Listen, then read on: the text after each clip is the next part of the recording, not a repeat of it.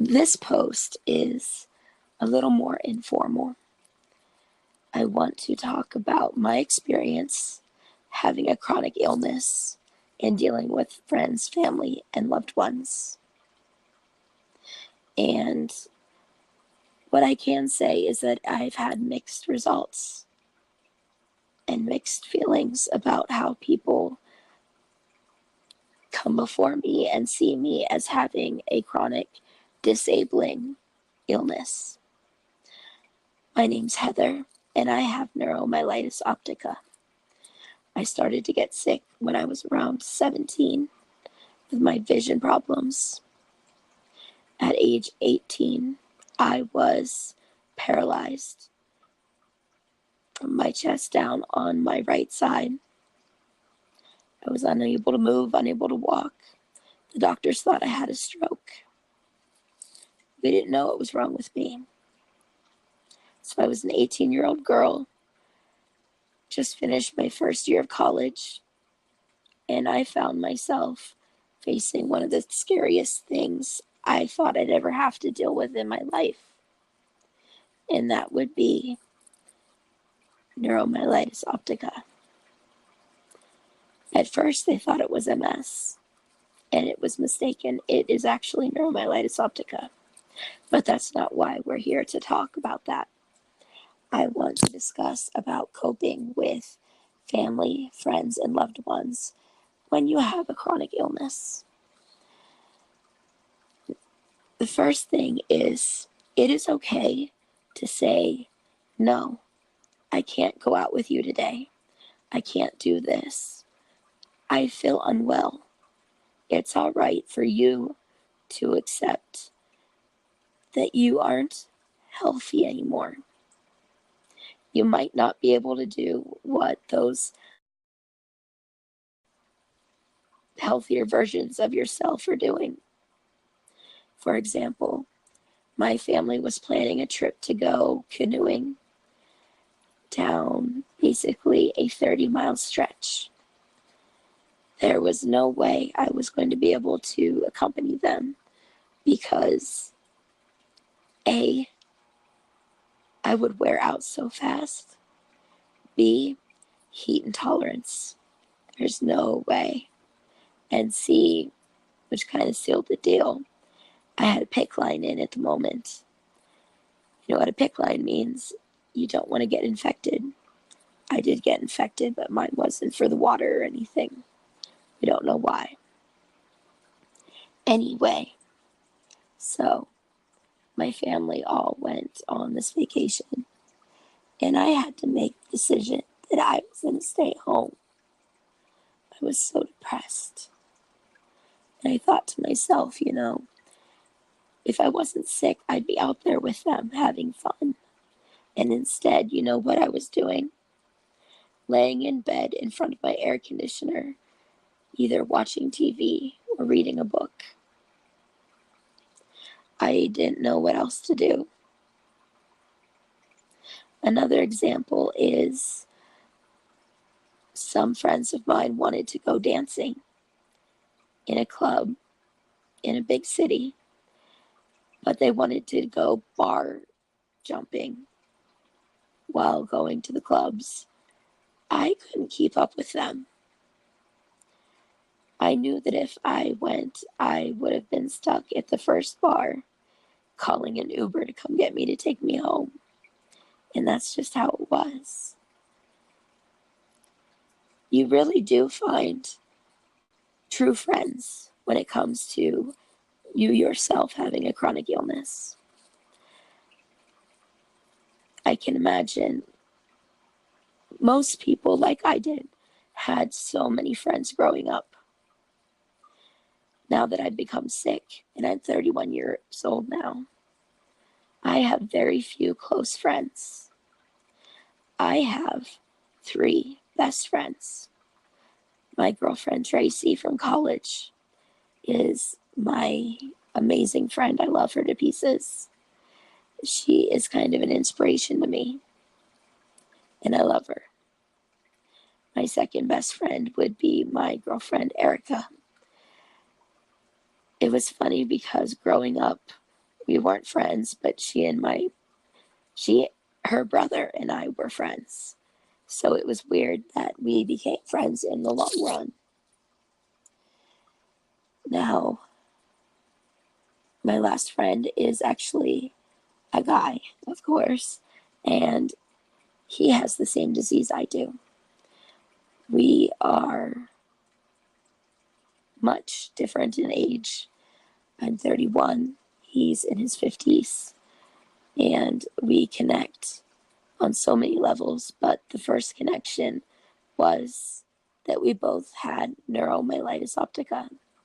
We met at the Guthrie Jackson Charitable Foundation Patient Day, which they hold in Los Angeles every year. That year, we just came very close, and we've stayed very close, even though he is in one state and I am in another. I always tease him that we might as well just get married because we're perfect for each other. We don't expect much of anything, from each other because neither of us are extremely healthy, and we understand each other in ways other friends don't. Now, I had other friends growing up in high school. They were always at my side. We were a crew. I don't think I talk to any of them anymore. I had a few other best friends in college, and they were pretty great. But when I got sick and I couldn't go to the parties or go dancing or, do the things that they wanted to do, I was left alone. And if they're always out doing something fun and me being left behind, it's hardly fair. So I don't have as many good friends like that as I used to. I wish I did, but I don't. But that's okay. It is amazing to me how people will be your friend one day, and once you have a disaster in your life, an emergency, something going on, they drop you. Now, I hate to say it, but the same can be said of family. When I am in the hospital, I don't expect much. My grandma passed away about a year ago, and she is the one that came to see me in the hospital every day. She was always there. And it's really hard. I'm sorry, I'm tearing up a little bit just thinking about her. But it's really hard not having her there because she was the family that I counted on. I have my mom and my dad, my brother and my sister and my brother-in-law. And they know my disease. They know my limitations. They know that I'm not always up to do whatever they want to do. That's just not how it works. I have other family members that pretty much disappeared from my life. They only want me when they want something. They don't check on me in the hospital or visit. Or I get the family members that are like, oh, try this vitamin. This vitamin will cure your disease and make you better. Or I get walk more. If you lose all that weight, you'll be healthy again. Yeah, right. If that were the case, heck, we'd all be healthy. It doesn't matter. Those people are toxic in your life, and it's hard, but you need to cut them from your life because they'll just make you miserable. And I understand that. Speaking from experience, growing up, my mother's side of the family was the better side. I loved them to pieces. We were always there for each other. But since the last few years have gone, my grandfather passed away. My grandmother passed away almost a year ago. And my family has gone to the crapper. Pardon my language. We get together on holidays, and that's about it.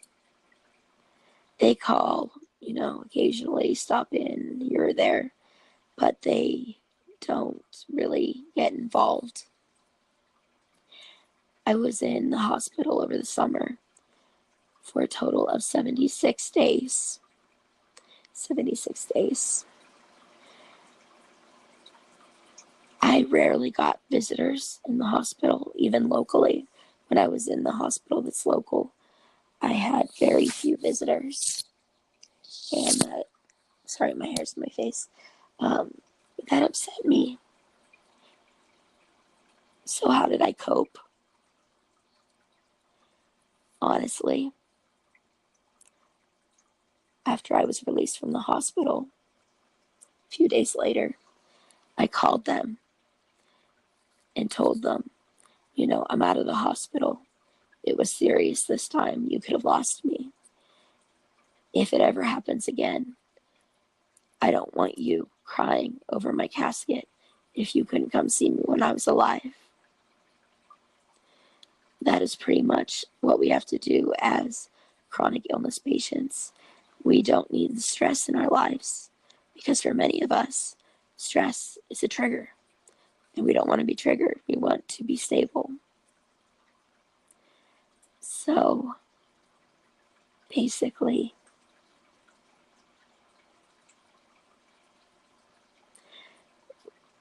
we have to make sure that we're comfortable.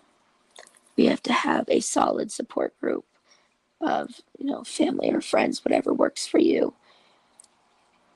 I mean, obviously, you need a great set of doctors and nurses that take care of you, a team, a whole team. But you also have to have, excuse me, I need to get a drink real quick.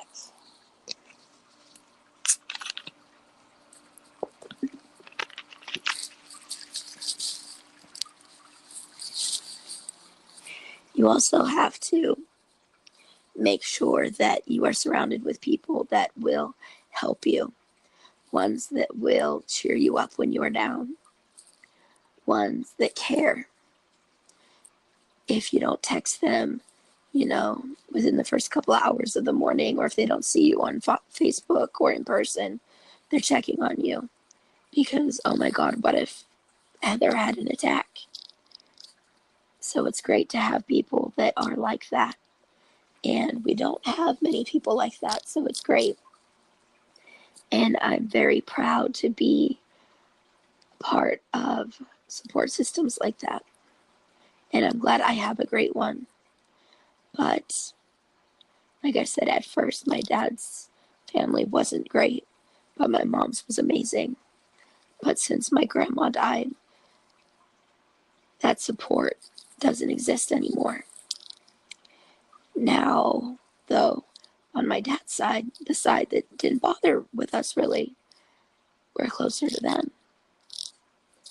It's different. You wouldn't expect that.